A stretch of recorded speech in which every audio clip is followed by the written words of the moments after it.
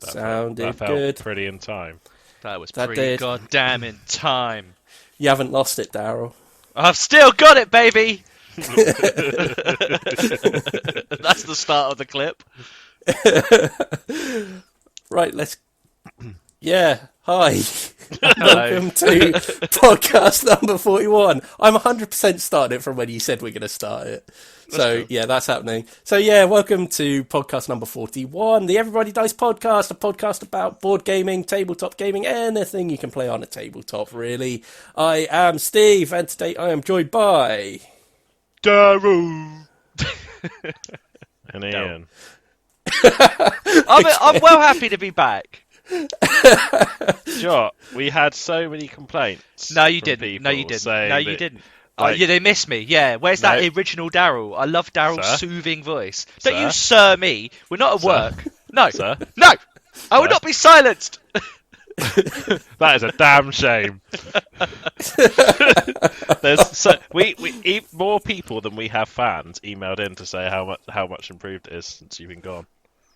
I find that delightfully unrealistic. Because I've got multiple email addresses. Yeah, it's just you with like 6 computers in a circle. Yeah. So they've all been direct emails to you, personally. Yeah, I just to send say, it. oh, thank God Daryl's gone. It's not even that. It's just me dragging and dropping the draft from one monitor to another. Oh, man. Right, okay. The channel. What's been up with the channel since? Only one video gone up, really. We had a Let's Play of Seventh Continent go up last weekend.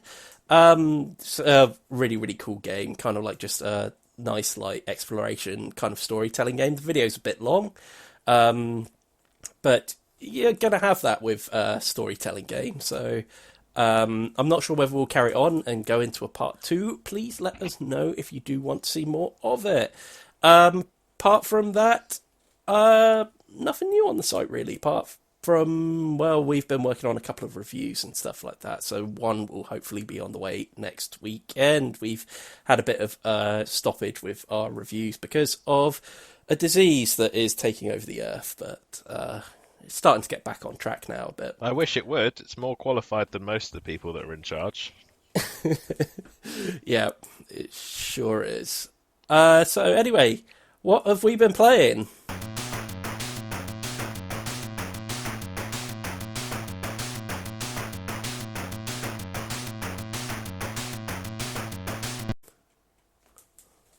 Right, I will kick things off.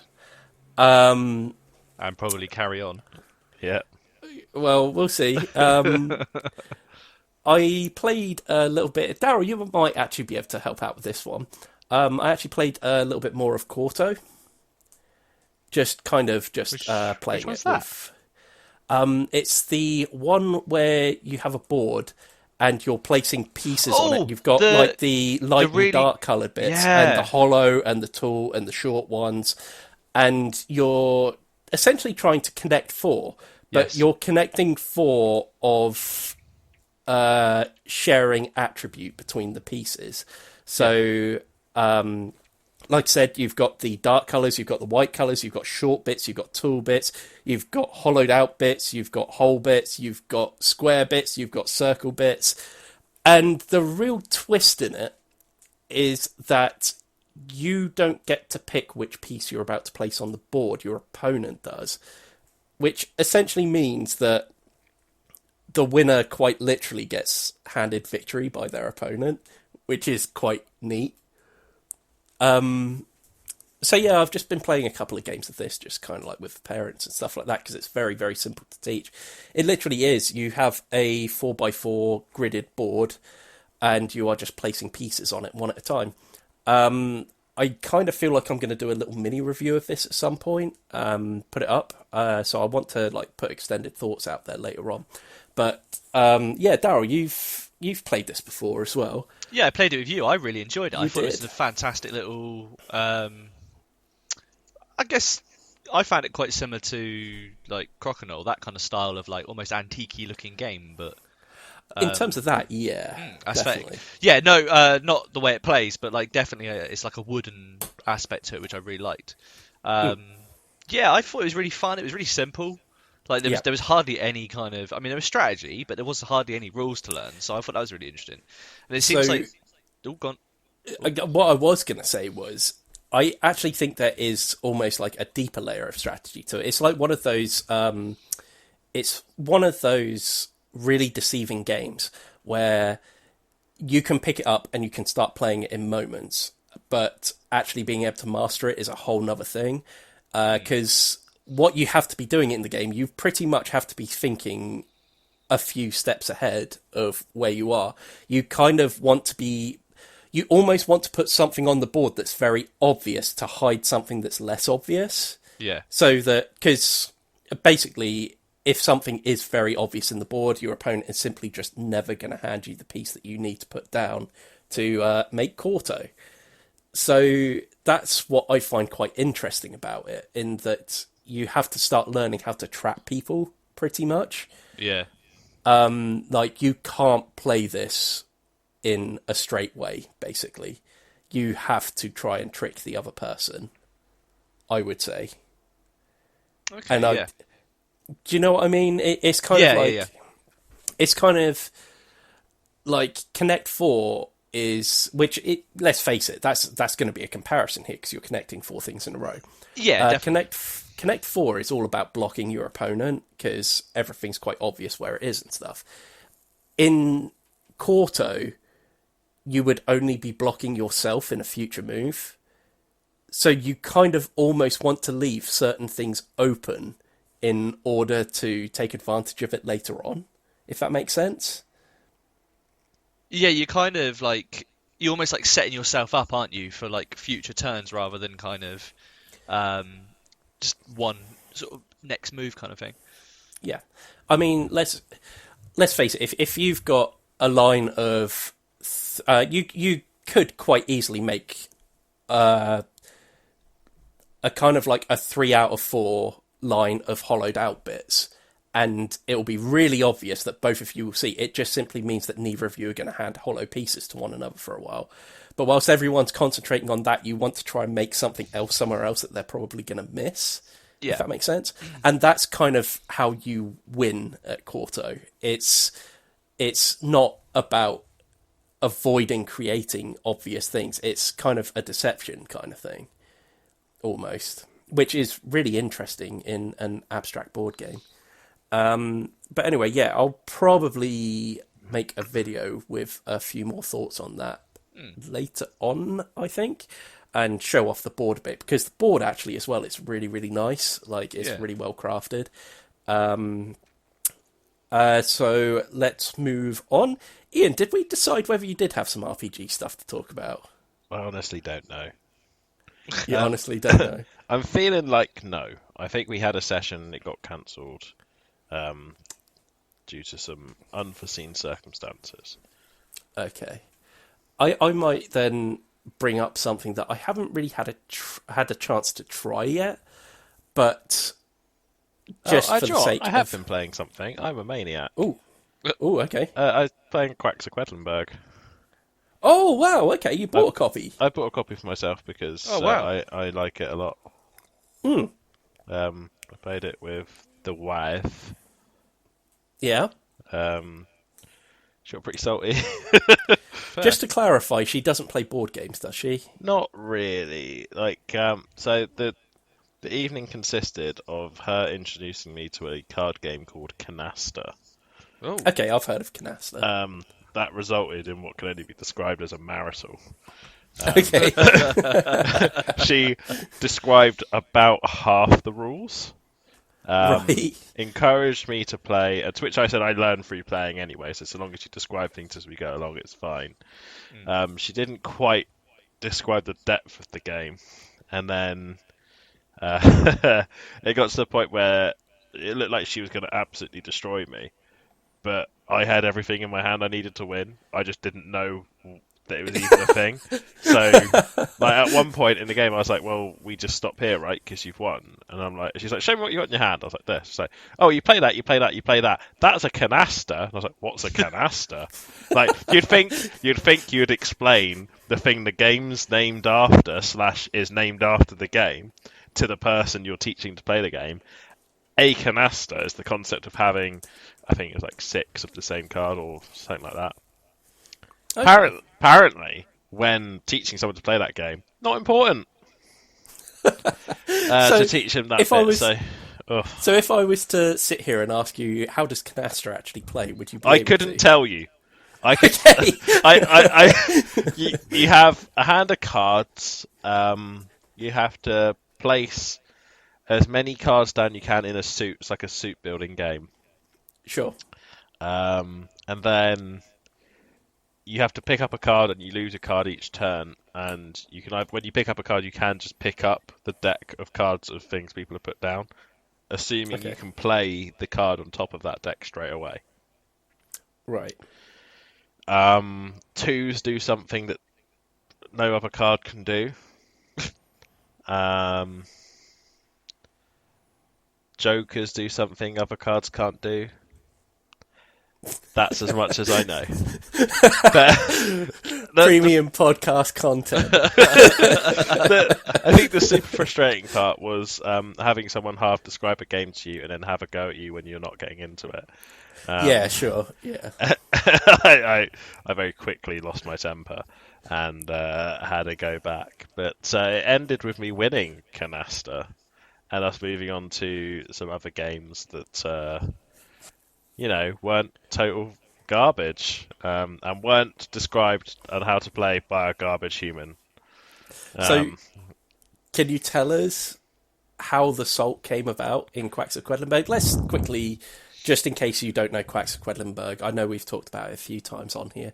It's essentially a potion making game where you have a bag of ingredients and you have to push your luck by pulling them out, because there are ingredients that can go in that if you draw too many of will make your potion explode. So the idea is you want to make a potion with the most ingredients without it exploding, essentially, in order to score points and to raise funds in order to buy more ingredients. That's basically the long and short of it. Yeah, that makes sense. Yeah. Right, so I'll put you in her shoes and we'll see if you get salty at this scenario. Oh, God. Okay. You have just played your first game of Canasta with your husband, having played it for the last 25 years of your life with your family. Okay. You enjoy this game, but your husband did not enjoy this game due Fair. to your total inability to explain how a game works to another human being. You refuse to accept that responsibility as a flaw in your character, and instead decide to attribute it to the impatience of your beloved. So This after feels that like game... Sorry, just 2 seconds. This feels like you're describing an RPG. Yeah? Like, the way you're saying this is like, okay, so you find yourself in a marriage. Okay. Like, carry on. There is love in that marriage, but it doesn't last for much longer. After the game of Canasta, you decide that a game of Trivial Pursuit is what is required to keep this evening fun. You have never won a game of Trivial Pursuit because your husband for some reason retains knowledge that is of no use to anyone except those participating in quizzes. You lose a straight 6-0 to your husband at Trivial Pursuit. At that point, the evening should really be over. However, you decide that a third game should be on the table in order to end the evening, on a lighter note. Your husband recommends a new game we've purchased. It's called Quacks of Quedlinburg. You play this game and you immediately understand the rules. You play the game and your husband beats you at Quacks of Quedlinburg because you refuse to put down more than 2 or 3 ingredients every round for fear of exploding. Okay. Rage consumes you as you decide that all games have conspired against you in order to provide your husband with the win required to sate his ego. Oh, Okay. God. That is Sounds what like happened. A fun game. we played 2 rounds of Quacks, and the first round ended pretty quickly because she'd been doing it slightly wrong. So I can't remember what it was, but it was in the first round we realised that I think she was looking at the things and she was choosing to pick them, which blows your mind when you realise that she blew herself up because she was looking at the stuff she. I'm not even gonna. Let's ignore that round even existed. But yeah, it was a slight misunderstanding. And then the second round made more sense, and we played. But at that point, I think the paranoia was there that you could blow up. Right. Okay. And yeah. so quitting way too early. And yeah. She's new to the game, so I mean, let's give her benefit of the doubt. She understands it now. I think it's a game of probability and stuff like that. Really, you can kind of work out when's safe to go into the bag. Like pulling out 3 ingredients, usually you're not going to blow up unless you did something like pulled out a 3 and 2 twos or something like that. That's the only way you'd be scared of blowing up, really, at that point. Yeah, I mean, she was she was unlucky to blow up in the first game, considering she knew exactly what she was pulling from the bag. Yeah. And then the next game, it was a case of, oh, I know that's a problem. I'm going to avoid it as much as possible. Yeah. And sort of really, really played safe. And she lost. But I mean, I think it was sort of kind of dragged back what was otherwise going to be a divorce. You see, I've heard a very famous story about people getting divorced over games of diplomacy before, but never Quacks of Quedlinburg. Well, Quacks rescued the evening because I have never lost a game of Trivial Pursuit. Yeah. I don't know whether you guys believe this, but I would consider myself a fairly knowledgeable human being. Yeah, that's fair. And I retain weird facts. Yep, you do. And the problem with playing the same game of Trivial Pursuit a few 100 million times over a 10-year relationship with someone and with their family is that you hear the same questions again and again. Yeah. So I've retained a lot of this information. I actually remember getting really good at one of those DVD games you used to get, one of those pub quiz ones, and it was simply because it kept throwing the same sort of questions at you all the time, and I could just remember them. Yeah, I mean, there are some questions. There was one in particular that came up, and I can't remember what it was, but I only knew the answer to it because I remembered it was the second option. So you didn't actually remember what the second option was? No. You could remember it was the second option. It was like the height or like the age, or it was a number, and it was like, is it this number, or this number? I was like, it's the second number. And I know that because I've answered this question before, and I got it right by accident. Yeah. So the problem is a problem with Trivial Pursuit. Is that I think it's a problem with quiz games in general. I think. Absolutely, yeah. But I'm quite good at quizzy games anyway because I'm a bit of a general knowledgey sort of person who likes that sort of thing. So I don't know what she was hoping to achieve by playing me at that. But the fun in a game isn't the winning; it is the taking part and the experience. Unless you're my wife. No, okay. Usually she's a very good loser and I'm a very bad loser. And I'm a very good winner and she is a very bad winner. So me destroying her at all 3 games, probably the best outcome. Right, okay. I don't like losing, especially to my wife. Okay. But yeah, Quacks of Quedlinburg. It's a fun game. It's a very good game. Fun enough that I felt the need to purchase myself a copy because I hadn't seen Steve in so long. That's fair. Yep. Yeah. Okay. I'm going to move on to something. This is stretching it a bit, but it is kind of a gamey kind of thing. Have either of you ever heard of Journal 29? I feel like I recognise. Journal Okay, 29. I've heard that before. Is it interactive? There's like a book, isn't it? It's an interactive book. So the idea is, I think the story behind it, bear in mind, I haven't really had a chance to play it yet. It's simply a book that I've come into possession of that I very much plan on playing. It's just riddles, right? It's riddles and puzzles, but the idea is that it has QR codes in as well. So I think the general story behind it is that there was an excavation, and for 28 weeks they found absolutely nothing, and then on week 29 something happened. And you kind of have to piece together these puzzles and a narrative kind of forms around it. So yeah, it's a really interesting idea where every time you finish a puzzle, you go online to check your answer to see whether it's right. and it gives you a key, which you're meant to write down on the page, or a piece of paper if you're looking to keep the book in good condition and to hand over to someone else maybe. And then you have another couple of pages which will have more clues on. And what's stopping you from just picking and choosing what puzzles you're doing is every so often you'll hit a puzzle where the actual clues to that puzzle involve the keys that you've unlocked from other puzzles. So it forces you to kind of follow them in order.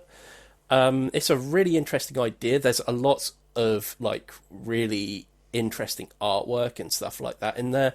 A lot of interesting puzzles. I've very much been told that it's one of these things that's quite good to do with someone else, because people generally tend to think in different ways, and some people will be better at solving some of the puzzles in the book, some other people will be better at solving the others. There are websites and stuff like that where you can get hints to do these things, but I kind of like the idea of having a puzzle that I can't necessarily solve straight away and going away and thinking about it for some time, then coming back to it and trying it again. I kind of like to think on stuff like that and then trying my hand at them. Generally, I find that I've been quite good at the escape room board games and stuff like that, like the exit ones and stuff like that. Like the amount of... I've had a couple of frustrating moments in those where I've been playing them in a group and saying, shall we try doing this about 5 times? No one listening. Yeah, no one listening at all.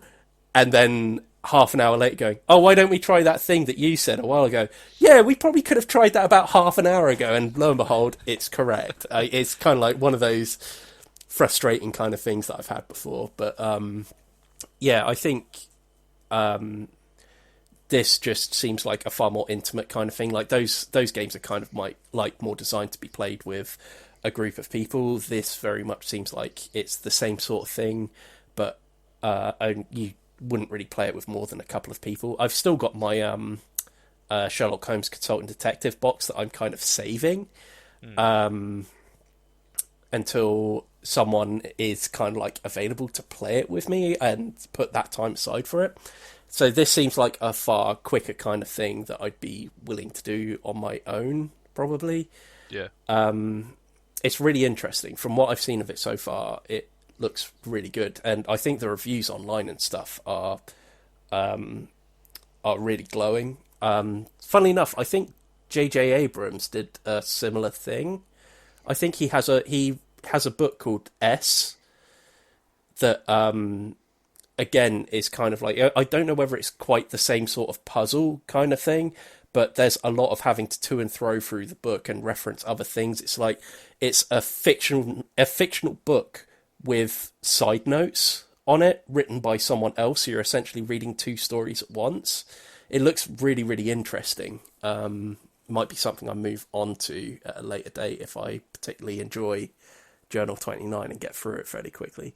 It seems to be a whole new genre of things that are kind of like taking off at the moment, though I do see some of them do carry quite poor reviews, because I think this happens a lot with any kind of like puzzle-based game or anything like that, that sometimes you have puzzles where the answer isn't very logical and requires a certain degree of guesswork to it. Do you know what? Chronicles of Crime. Yeah.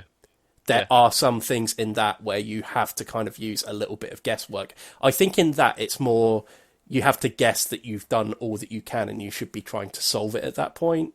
We've talked about this endlessly before, but yeah, like puzzles like that I think do generally tend to frustrate quite a lot of people.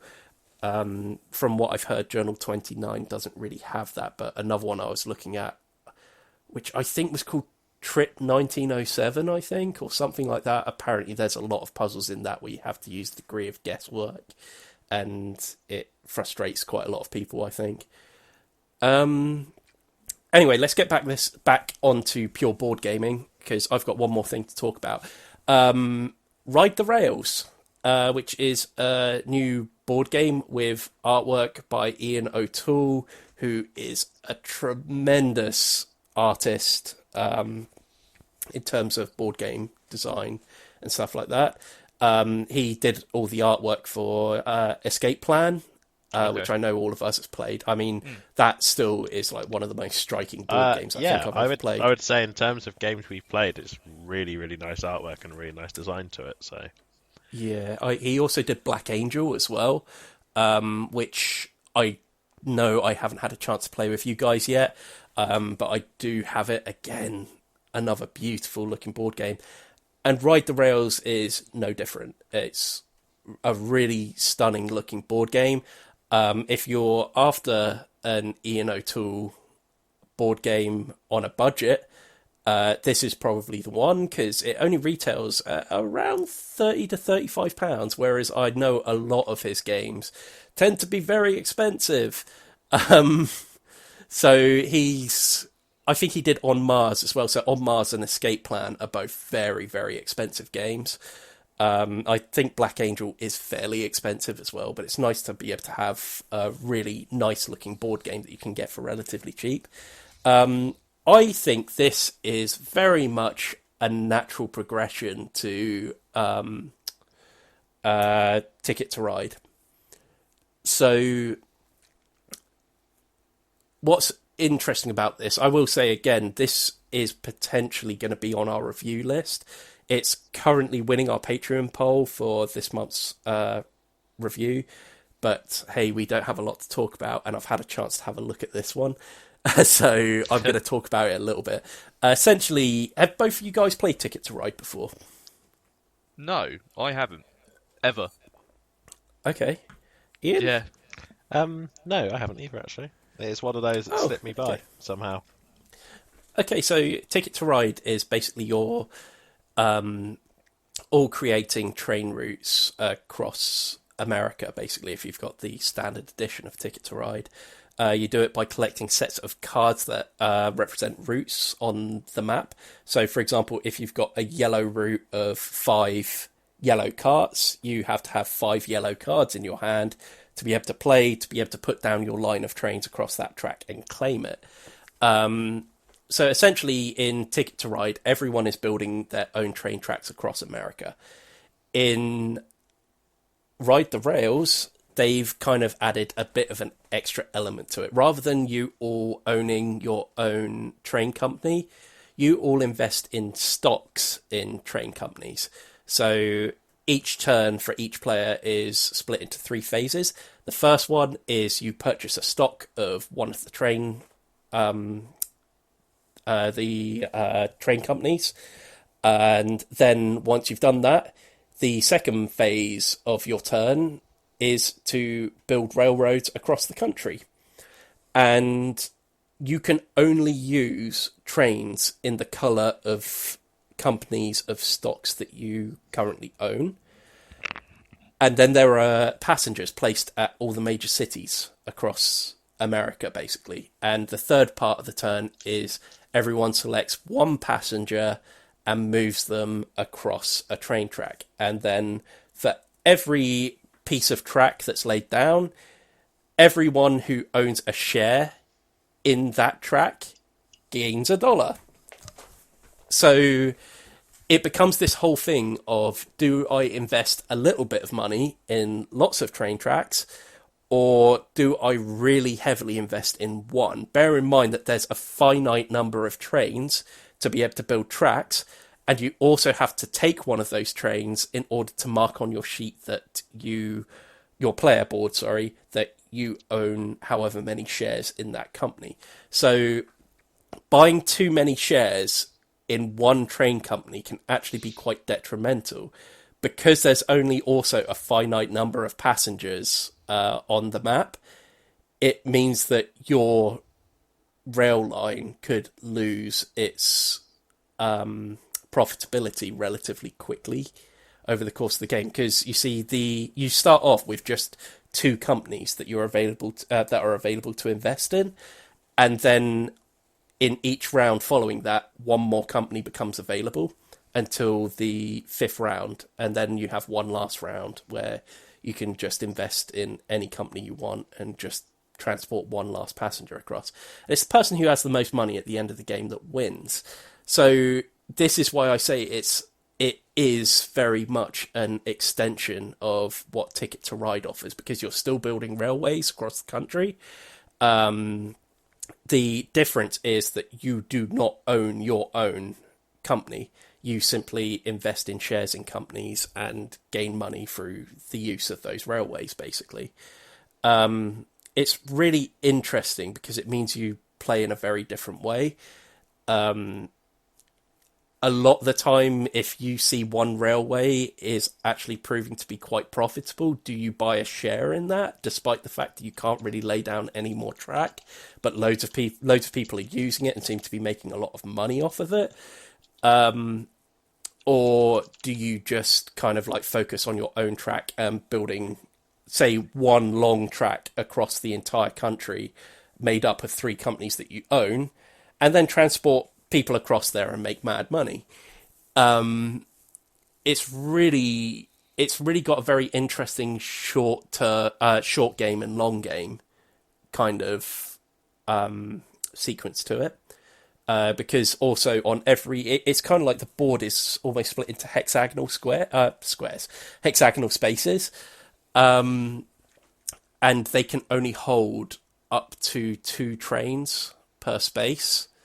So as soon as 2 companies have laid down track on that space, that's it. No one else can build a track on that space. The towns, there are 6 starter towns that can only have certain colours placed on it and can only hold 1 train. So as soon as a train station is put down in those towns, that's it. No one else can build on it. So sometimes you even might want to be... what I should probably say is the turn order also changes depending on who's currently in the lead in the game. So in other words, it adds a little bit of a catch-up mechanic there.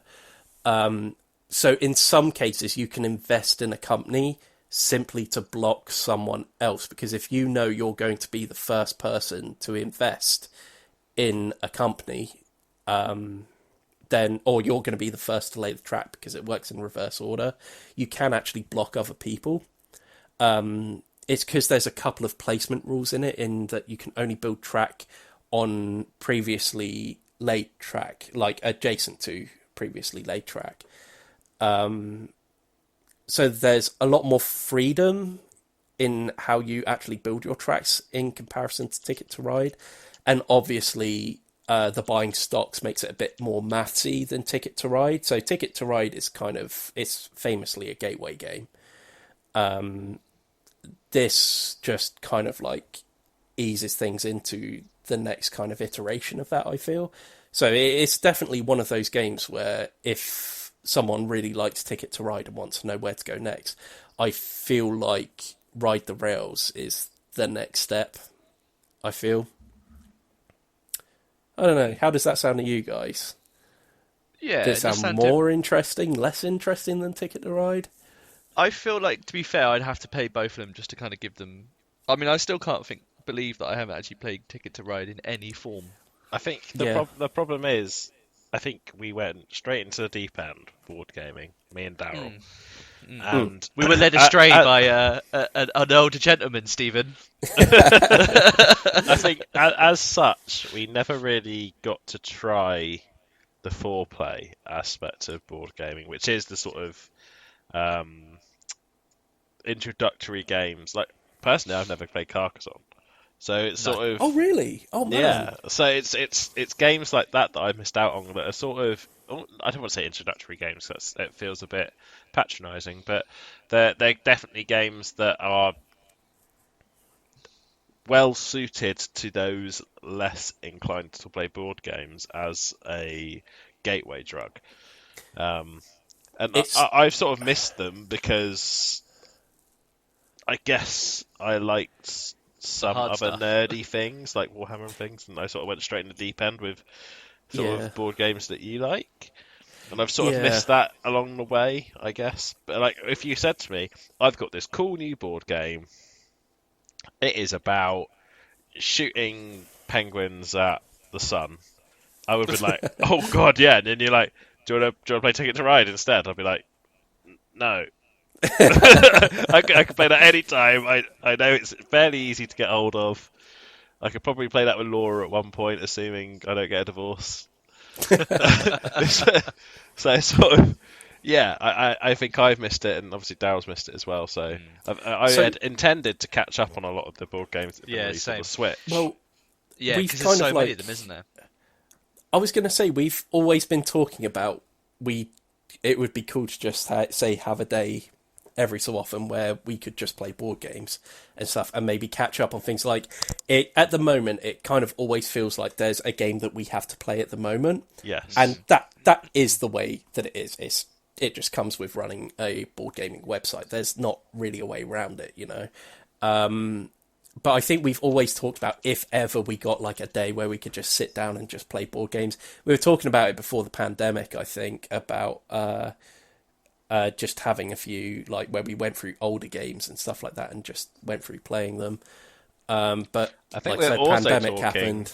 about doing a force someone to play a game they previously said they didn't like.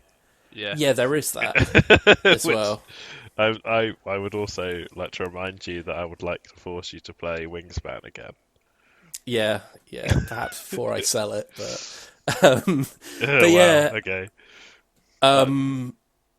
Yeah, I mean, Yeah, but it is you're a dead shame right. because it really felt like, honestly, I think, I know me and Daryl definitely had a conversation. I'm not sure whether, I'm pretty sure you were a part of it as well, Ian. I can't remember where we were really saying, oh, we really should start doing this soon, where we just kind of have a day, maybe once a month or something like that, where we just play older games that Yeah, we said stuff we've that we've either kind of missed.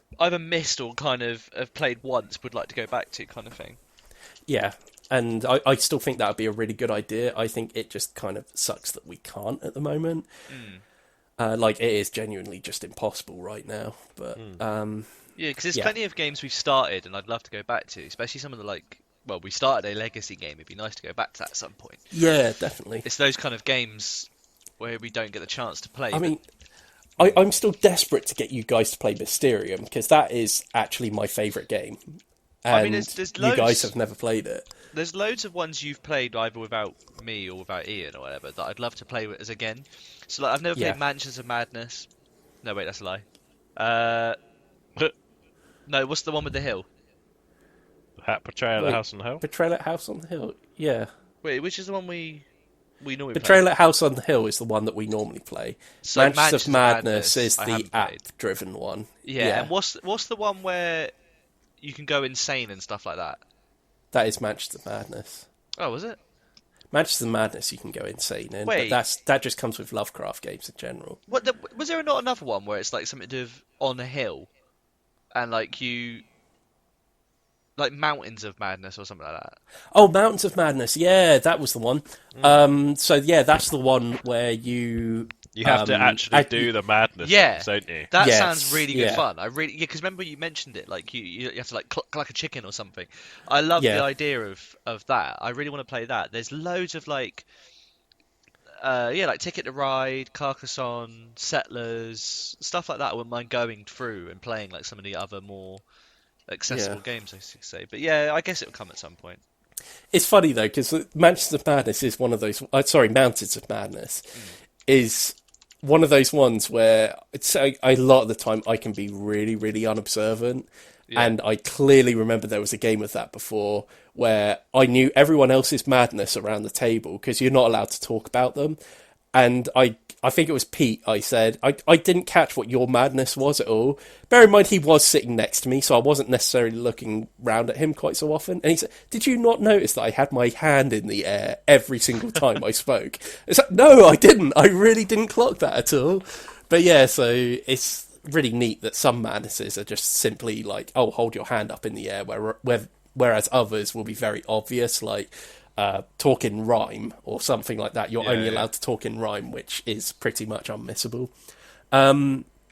Anyway, I feel like we covered what we've been playing not quite been well, playing. considering we haven't really played anything. Shall we move on to some news now? Let's go. Okay.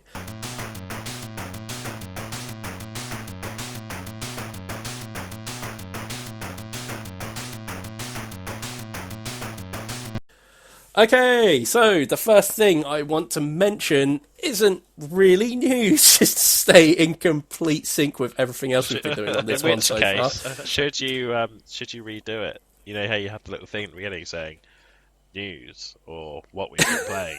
You should have not news. So bear in mind, Let's stop here. Yeah. The little thing, and now it says I'm just going to make a really crappy thing of just like something come up on screen in Comic Sans or something like that saying not news. Not news. Okay. So first of all, I just want to remind people really that this weekend the UK Game Expo is going virtual. Whoa, actually, whoa, Steve. That's legitimate news. It's kind of not, because we've known this for a long time. Don't sneak and that we've under even the brought guise it up of... on the podcast No, before. sir. Don't fake... What's this surfing? You're sneaking it under the guise of fake news. This is real news. I never said it was fake stop. news. Let's do it again. Put the real jingle thing up. Let's do it properly.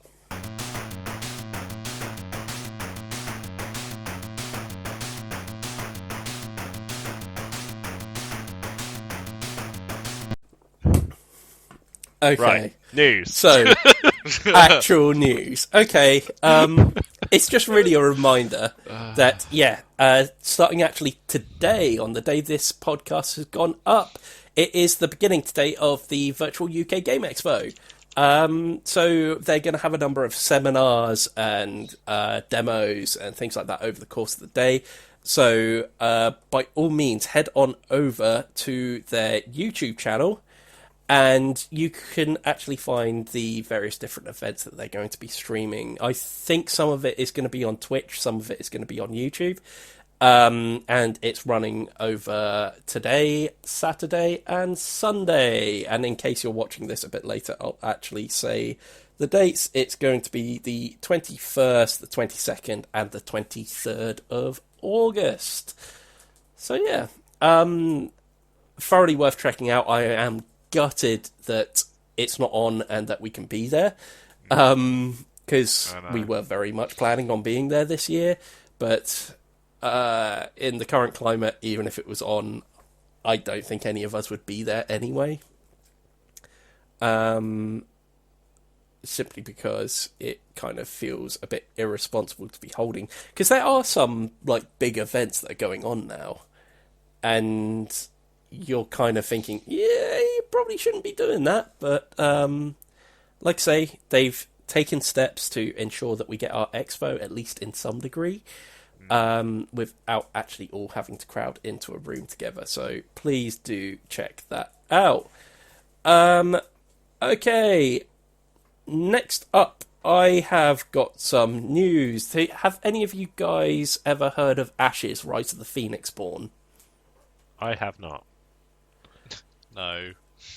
Okay. So it was a really popular living card game that Plaid Hat Games did. It was a bit more of a culty kind of... It more of like had a cult following kind of thing. And a short while ago, it died off.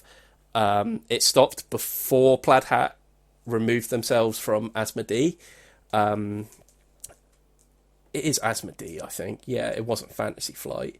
But there was actually pretty much feeling that that's it. Ashes is done. Although it was already stopped by that point, I think a lot of people saw it as the final nail in the coffin of Ashes, Rise of the Phoenix Born. But Ashes Reborn has been announced as a thing. I will read this directly off the Plaid Hat website. Just when you thought the mighty Phoenixborn had faded into the unknown, an ally appears, and thus a partnership between Plaid Hat Games and Team Covenant is forged. If you don't know Team Covenant, they tend to do a lot of the really cool, like, acrylic plastic tokens for a lot of collectible card games and stuff. Yeah, they do. They do. Some really nice ones, actually. Yeah, really, really nice stuff.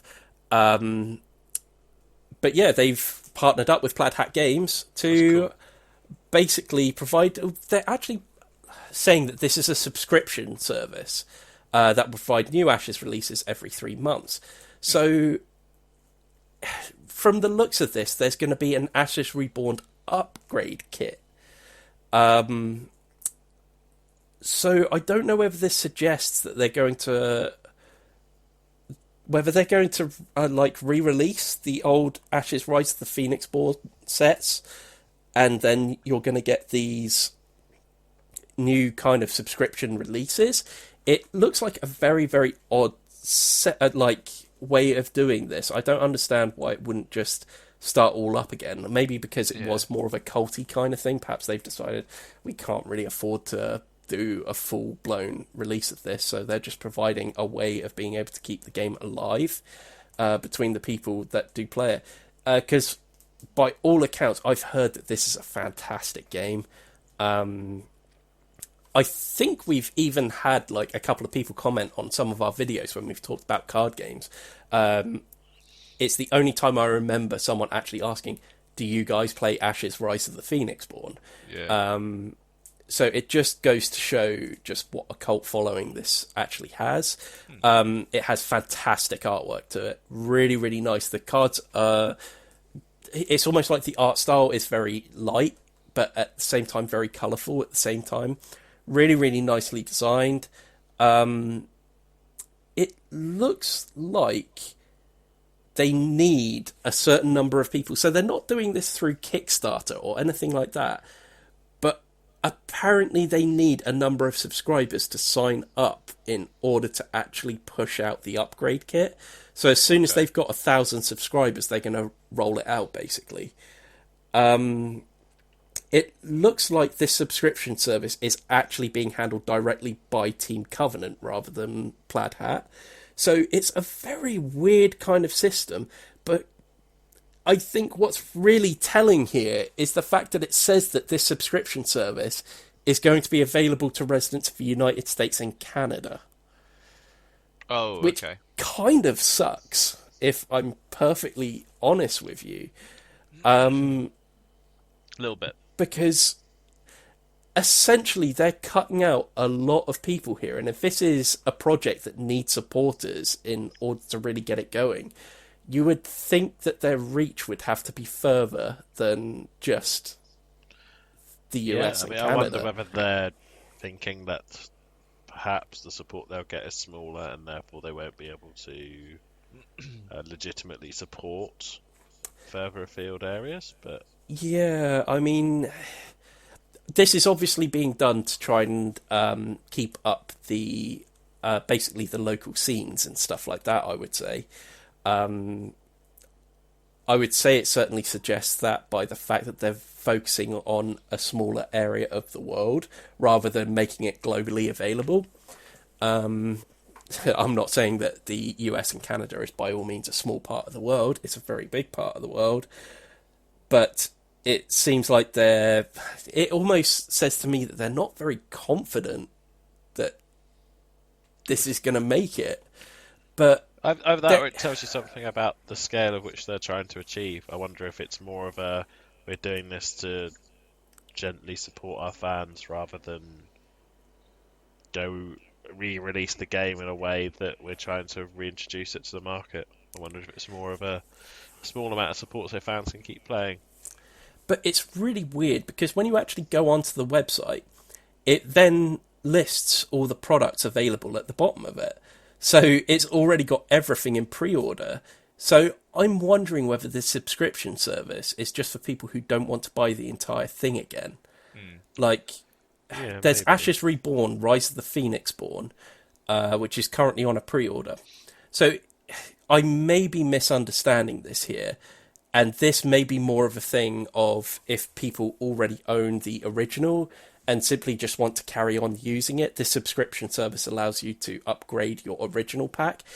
But again, that just seems kind of harsh if it's only being made available to certain people that live in certain parts of the world, if that is the case. Because I'm sure if people are really into this game, they'd be willing to pay a little bit extra to get it shipped out further, I would imagine. But yeah, it looks like quite a lot of the older stuff is still available. As in before the Ashes Reborn sets, there are still some sets that look as if they're available from the Plaid Hat Games website. But it's just a very confusing way of doing this, I think. It hasn't been made awfully clear, but it does actually look like that you are going to be able to buy this as one large product, which I imagine is going to include both the original game. Let's have a look in here. So yeah, here we go. Ashes Reborn, Rise of the Phoenix Born Master Set features version 1.5 updated rules and cards. So it does look like the subscription service is just purely to bring your old set up to scratch for the new rollout of it. But the new boxes that you get are essentially just the old Rise of the Phoenix Born with the 1.5 updates basically already there for you.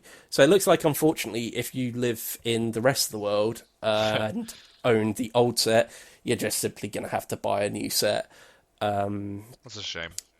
It is a bit of a shame. I imagine this subscription service has probably got more to it as well. You're probably going to get cards fed to you because it looks like it's $29.95 for the subscription service. Per month? I imagine... I don't know whether it said per month or whether it's an annual thing. Is this directly from Team Covenant? This is all on the Plaid Hat Reps website. So because I think Team Covenant did something similar with Destiny at one point. Yeah, so it's $29.95 per new release. Wow. If you go on there. I guess that depends on how many they're releasing each year, I guess. Yeah, so... Okay, what it says here, we've partnered with Plaid Hat Games in an effort to bring it back as our first player-driven production subscription. The concept is simple. If enough people subscribe, Ashes Reborn will officially go into print, and the Ashes Reborn upgrade pack will go out as the first Ashes Reborn subscription shipment. This is a pack of cards consisting of rebalanced, redesigned and reprinted Ashes 1.0 cards. We spoke with lead developer Nick Conley about his approach and were overwhelmingly encouraged by his vision for the reboot and the future of the game. So let's put this into a little perspective here. You're essentially paying $29.95 to upgrade your old box to the new box. And the new box is $49.95. So you're essentially getting $20 knocked off the price of the main box. Is that worth it? I don't know. I think it's really hard to tell at this point, because at the moment this seems a very confusing way of doing things, I think. But from what I can tell, the $29.95 is to simply upgrade the cards that you've already got to the new edition, basically. But you are going to be able to just buy the entire box separately. It's kind of a weird way of doing things. It's a very weird way of doing things. Whether it actually goes well or not, I guess we'll just have to see. Iain, I believe you had some Blood Bowl stuff you wanted to talk about? Yeah.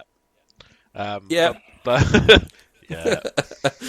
Hang on. I'll do it with some enthusiasm, shall I? Yeah. Do we want enthusiasm? I don't know. Yeah, I'm not that fast. Let's keep it muted. No one wants to see me making a scene. So a second season edition of Blood Bowl has been announced. So there's a slightly different new rule set, but more interestingly to me personally is the new models. So there's the what they call the something Barons. Oh, the new human team. The new human team, the something Barons. The Golden Barons or something like that. They're like a posh. They're like a posh team, aren't they? They are literally Barons, and yeah, they look very cool, like Imperial guys with fancy hats and fancy armor. Okay. Are they the Blood something Barons? I can't remember their names.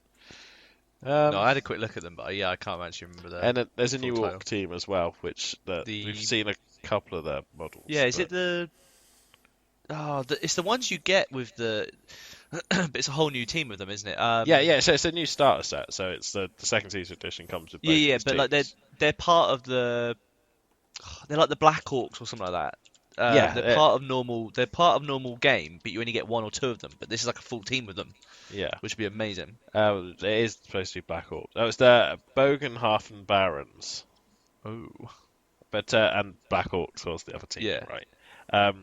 But they look very cool. And something that reminds me of this actually is that Phil sent a message to us earlier about the new Grots team. Oh yeah, they look really cool actually. The little mini grots and stuff. Yeah, he sent me a message with like the little Grots, the one on stilts and things like that. But yeah, it's cool that they've got a new edition come out. I personally really like that they're supporting their box games. Okay, yeah. We're seeing more Blood Bowl. Obviously, Necromunda's gotten a lot of attention. I just like that's a thing.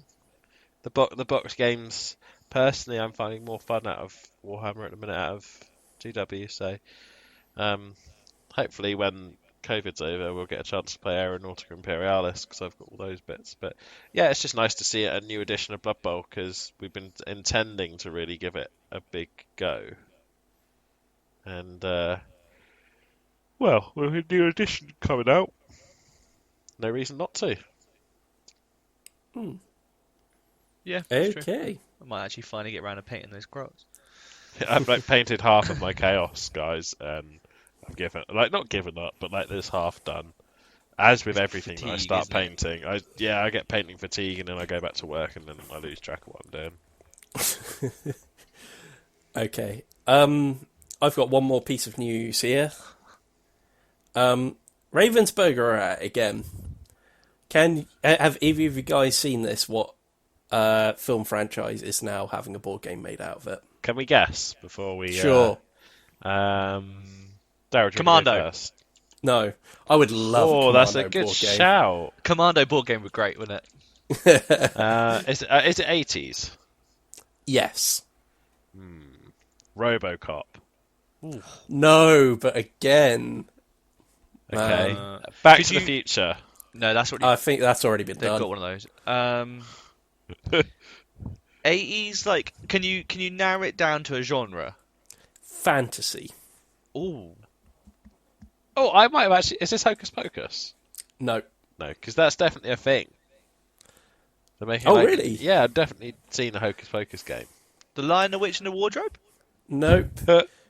Um, If I told you Andre the Giant was in it, would that? oh, give is it it away? is it the Rumble Royal Rumble thing? No, no. There's like a Royal Rumble game. There's a card game, isn't there? There is, yeah. I have no idea. The Princess Bride. Oh my god! What? Wow. The Princess Bride is having an adventure book game Never made heard of by that. Ravensburg. I wish you'd Yeah? not built this up as much. I'm not as. Are you not into The Princess Bride? No, not really. Oh, it's such a good film. I I imagine it's a chick flick, hence why I've never. Really? Yeah, I don't think Oh I've watched man, nah, it's decent. It's really good. it. Ah, it's decent. Ugh. Wake me up when they make a RoboCop game. Yeah, I love Just don't want to shoot a guy in the penis loads of times. Oh god. You are under arrest. Oh yeah. Just a dice roll. But yeah, this is pretty much being set up as a 4-player cooperative game. And it says, if I read some of the blurb here, in the Princess Bride adventure book game, players work together to advance the plot and tell all 6 chapters despite interruptions from a sick grandson. Each chapter is represented by a new board within a book of game boards. Instead of each player controlling a single character, players cooperate to complete challenges by moving characters and discarding story cards from their hand. I kind of like the sound of this, but I think I may be the only one. Yeah, you're on your own. Yeah, Yeah, I don't know. How important is theme in a board game? there you go. That answers it. Okay, I'm kind of disappointed that I'm the only one excited about I've that. never seen it, so maybe force me to Yeah. watch it, and we'll Yeah. see. It's not a chick Oh, flick well. then. No, it's not. It's a What's it, comedy. what's it about? I don't want to say. Go Oh on. wow. Oh I wow. don't. Spot the It- spot I here want- now. This makes I me want to feel leave you like to it's it. vaguely pornographic, but you're embarrassed to say. It's not. No. Well, now I Do you definitely think? don't want to watch Do you it. think Ravensburger would release a slightly pornographic game? Well, Hulk Hogan's a racist, and they've made Royal Rumble. Yeah, but I feel like there's more to That's- wrestling than just Hulk Hogan. That is interesting that you just defended that. Well, I couldn't care less about Hulk Hogan. Who is? I mean, Macho Man Randy Savage. I'm sure Yeah. he's probably done something controversial in his life. Yeah, I imagine he's done quite. I think They're that doing whole Marvel period of villainous, time. and Thanos killed literally half of the universe, and you're supporting that. I quite Who's like not the look of that supporting game. Okay. I never noticed. To be fair, I'm actually in favour of culling half the people that exist. So So Maybe I should can I judge. just do a public service announcement? Sure. Okay. Quite a while back, probably towards the first couple of podcasts, Iain made a statement, if you will, about how he agrees with the snap. Now, initially, I disagreed. okay. Okay, I like where this is going. I'm gonna be a big man here. I would like to now formally retract that said statement and actually wholeheartedly agree with him, but say it should probably be more than 50%. Can I would like to change my initial acceptance of this. And I would like to say that yes, it's 50%, but I get to pick specifically who to die. Yes, I think that's a fair statement. literally line up in front of me, and I duck goose you. Yeah, I feel like you should have a few you should be able to I don't know, look at their Twitter profile or something like that, No, and then do it. no, I get like a full reference from their employer, from people they know, and I get to watch them for a week. Oh, oh. This is dangerous because people who don't hold doors open for other people and people who don't thank people for holding doors open both go in the Thanos pit. Sure. I don't like those people. There's something specifically wrong with the way you're brought up if you do stuff like that. Got a Okay. point. And I feel so strongly about it. People like Gaddafi would probably have survived under that. Because there's so many people that are just rude. Okay. I feel like we've gotten off track. Shall we move on to the big topic?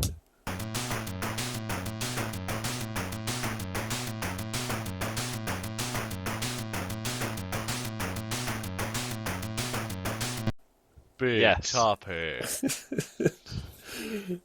Okay, Just so really mad. It's like almost made that same chocolate bar joke again, forgetting. I that know, body I weight. know, I know. Every single time, I'm like, man, I love topics. I'm so delighted there's a big one. Every time. Oh. I It's the feel same, like same when you I say feel like like that should be a T-shirt now of just the chocolate bar a topic with your face in the middle of the O, or it's something like that, looking whenever really you say pleased. we've got a fan question, and I'm like, I pitched a literal fan. I can't help it. I think, I don't know. I think what's happened at some point is I've accidentally impregnated someone, and these are Would you the dad jokes that have been repressed. Oh, okay. Like I can't help it. Like I need to say them. Would you like to know what the options for the big topic were? Go on.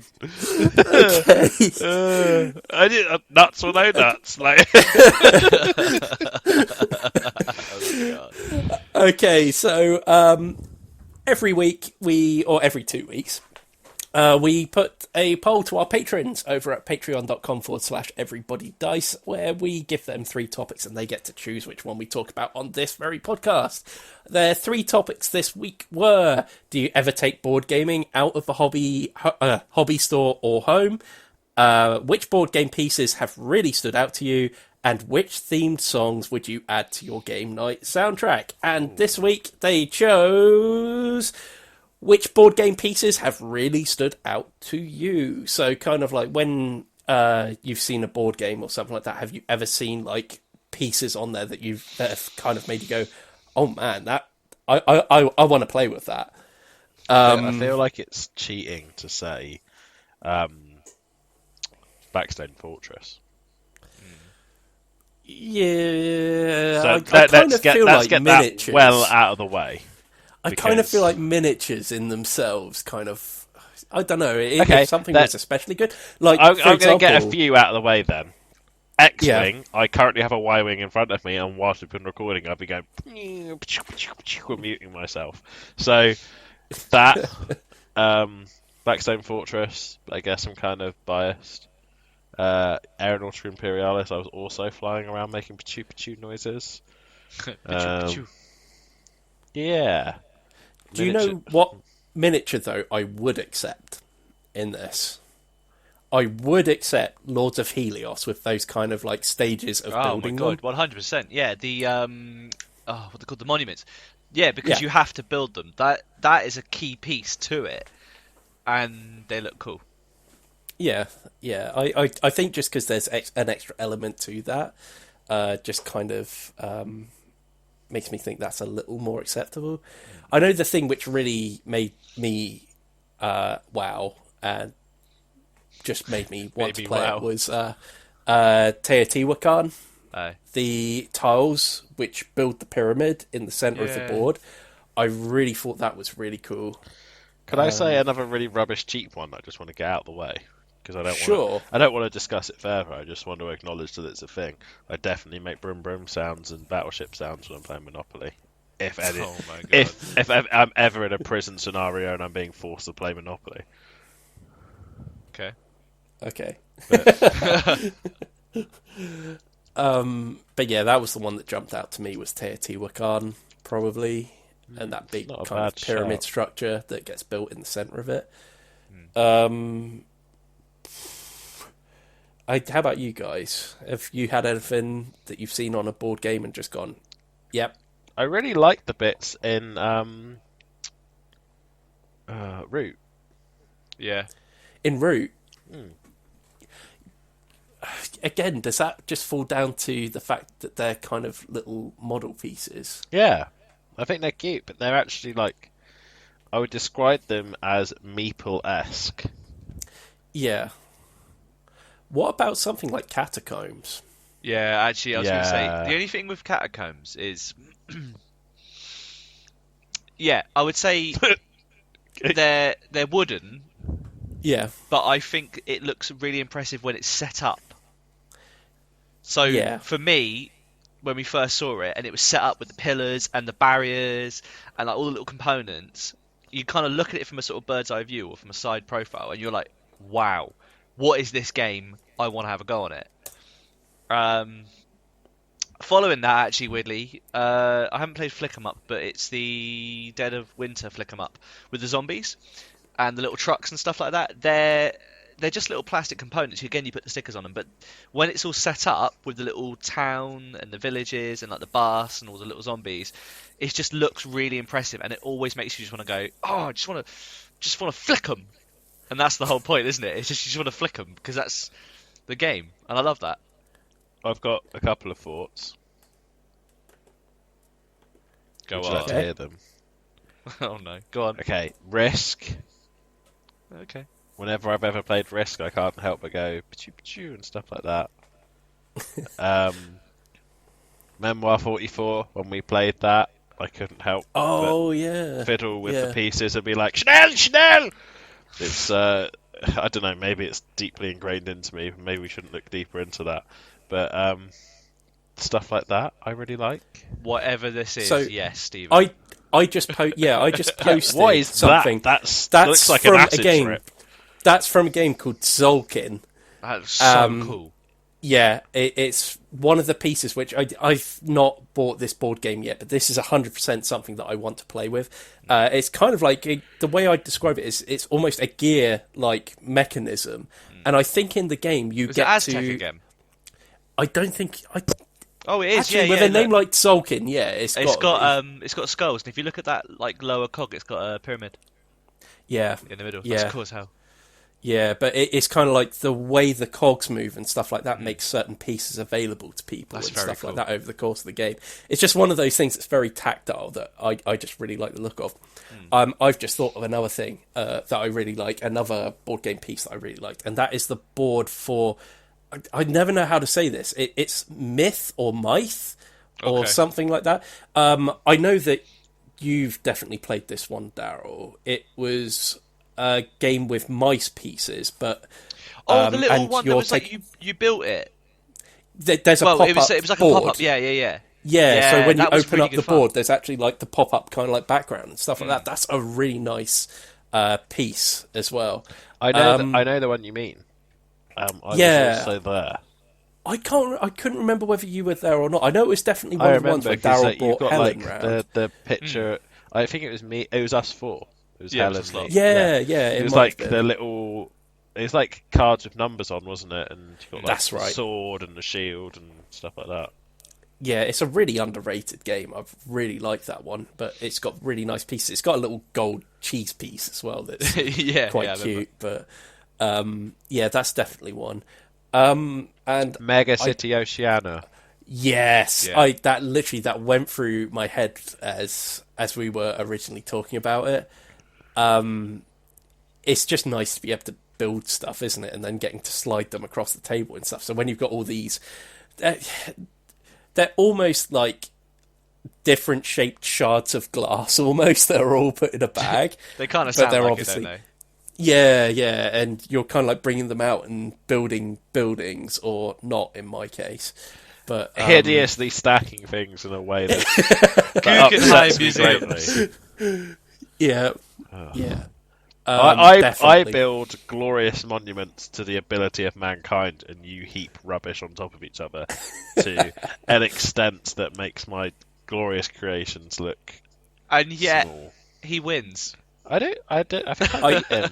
Yeah, Ian beat me. Did he? Yeah. Oh, while we're on the subject of that, Men at Work. Yep. I was Men at about to Work. say that, yeah. Men at Work. Just, it looks incredible. A piece in particular, probably that crane that goes Yeah. in the centre Yeah. of it.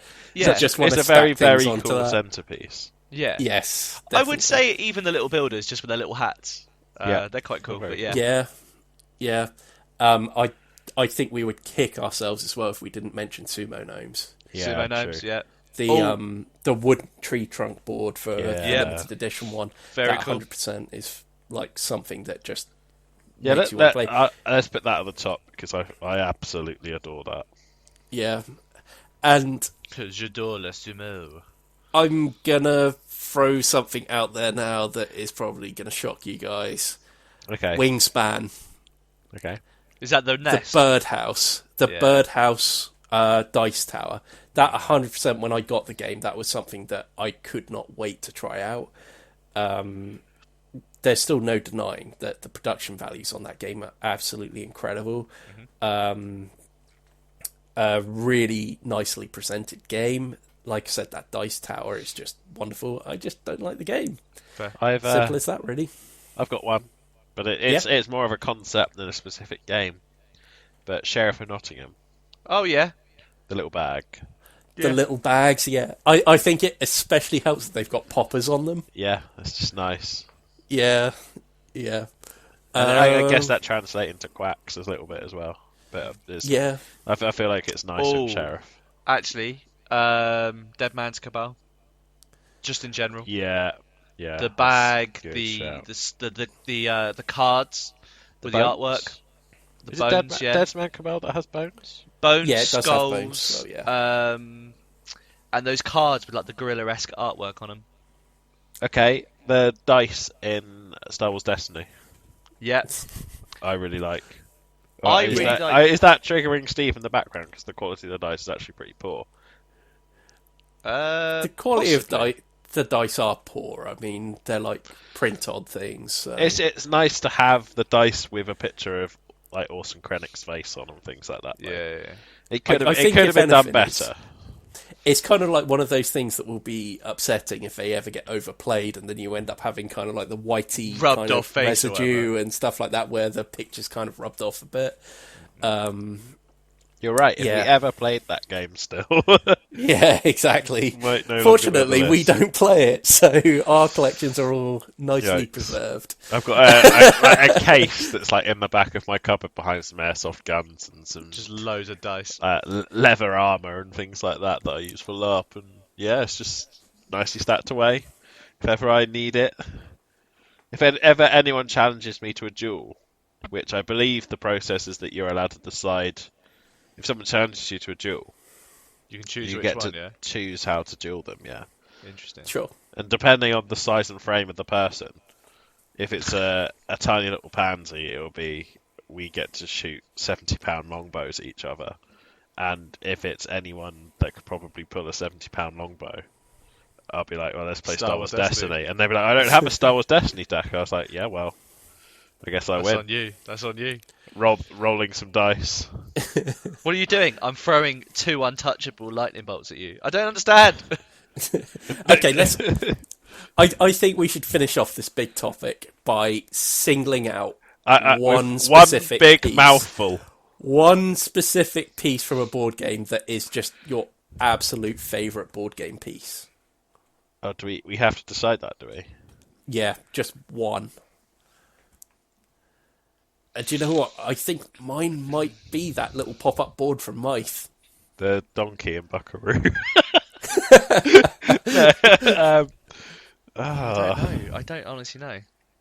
I tell you what, I'm curious what it's like. I should be getting it soon. It's the 5-minute mystery dungeon team company, but they're doing it's the 5-minute. Oh damn! I think it's just called mystery actually. But it's got like a kind of decoder, and it's a bit similar to the one out of Da Vinci Code. Yeah, it's kind of like a long kind of strippy type thing. isn't Yeah, it, and with- you have to like shift codes and stuff like that. I feel like that would probably be quite impressive. But personally, you're probably right. I would say Lords of Helios and probably that Zeus statue. Yeah. So, Ian.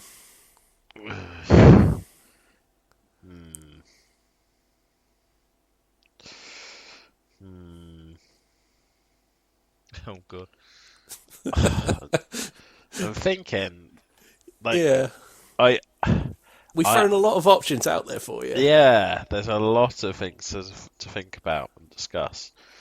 The worrying thing for me is that I find myself inexplicably drawn to the tiny little panzers in Memoir 44. The tiny little Oh, right. Oh, sorry. Yeah, yeah. I'm thinking of, like, baby pandas for some reason. Oh, no, panzers, as in Panzers, yeah. tanks. Okay. Um, Is that it? Can we? I'd like to give a quick shout out to a game that had the opportunity to have an irresistibly cool set of little pieces that I would have found myself very inexplicably drawn to, but chose instead to go for little cheap cardboard cutouts, and they should be ashamed of it. Okay. Outer Rim. Really? I am appalled by the fact that they didn't take the opportunity to make a little Han Solo bust and a little Bosk bust like they did for what's the 40k one where they've got the little busts of people. I forget what it's Yeah, called. I remember the one. That wasn't Relic, was it? It might be Or Relic. was it? Maybe it was. Relic. But that would have just about doubled the price of the Outer Rim board game. I don't care. Make it an option. Because I would Oh dear. I would pay it. Yeah. Just saying. Like they could have had little busts and it would have been really nice. You know? Shame on them. Personally, I'm glad they did it. I prefer it when board games are cheaper. True. But I feel like you're dodging the point here. Why am I dodging the point? Were panzers your answer then? Yeah, pandas for my answer. I wanted to sidetrack briefly to discuss that. I'm looking at the Relic ones now to remind myself which ones they were. They're awesome. Like the Sister of Battle and the Commissar, the little busts. Why can't we have a Han Solo bust and a Boba Fett bust, and then like the ships as well? What? What? They lost their minds? A Fantasy Flight genuinely fallen that far that they can't muster the strength to provide us with a good quality bust figure for me to paint / swoon over? Fair enough. What Han Solo bust will I swoon over now? I'm sure this San Holo bust you can find somewhere. Shame on you, Fantasy Flight, for not putting in the effort and price tag to draw me into a game that I'll never play. Oh my god. Okay, on that, thanks very much for joining us. If you would like to follow us on Twitter, you can do it at Everybody Dice, and on at Everybody Dice Show on Instagram. If you would like to become a patron, you can do for as little as $1 a month at patreon.com/everybodydice, where you can gain access to our audio newsletter that we do, where we talk about things not board gaming. We also give you the choice of what we talk about on these very podcasts, and also which board game we review each month. We're trying to get back on schedule with those as well at the moment, now that COVID is starting to ease a bit. There should be some videos on screen somewhere around here right now, so please do give those a click, and please do like, share, and subscribe if you haven't already on this very video. Thank you very much for joining us, and we shall see you next time. Bye! Bye. Bye. Bye. Is that Helen?